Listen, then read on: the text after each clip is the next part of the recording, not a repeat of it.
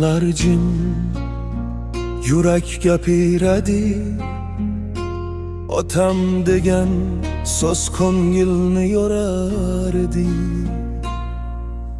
Qo'llaringda g'allashgan mehnatdan o'tar, biz deb o'tdingiz ming sinovlardan o'tar. Bir non topsam deb kuygan kechalarda siz yig'lardingiz bildirmay bolalarga.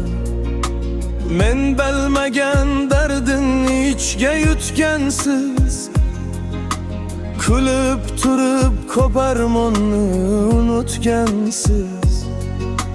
Bugun ulg'aydim endi tushunyapman, otam sizsiz uyim huvillab qolarkan.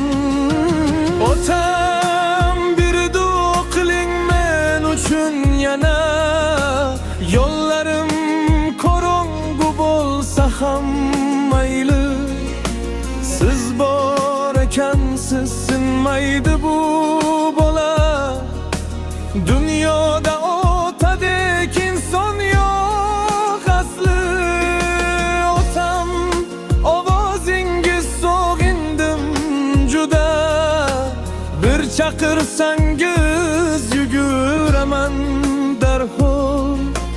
Men ham bir kun ota bo'lsam agar, sizdek bolalar mikanman halol.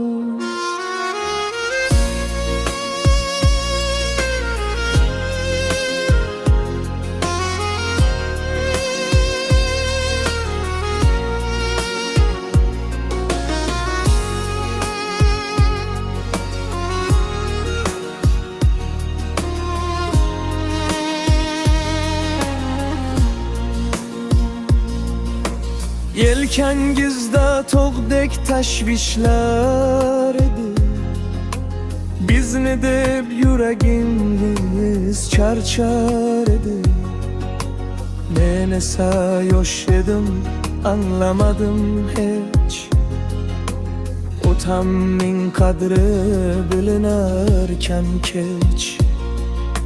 Sochlaringiz oqarib ketibdi sekin, vaqt esa hech kimni kutmaydi bir kun. Bugun yoningizda turib aytaman, otam siz mening eng katta boylig'im. Ota tirik bo'lsa uyda nur bo'lar, duosi teksa yopiq yo'l ochilar. Otajon boringizga ming shukr bugun, siz bilan bu yurak doim kuch topar.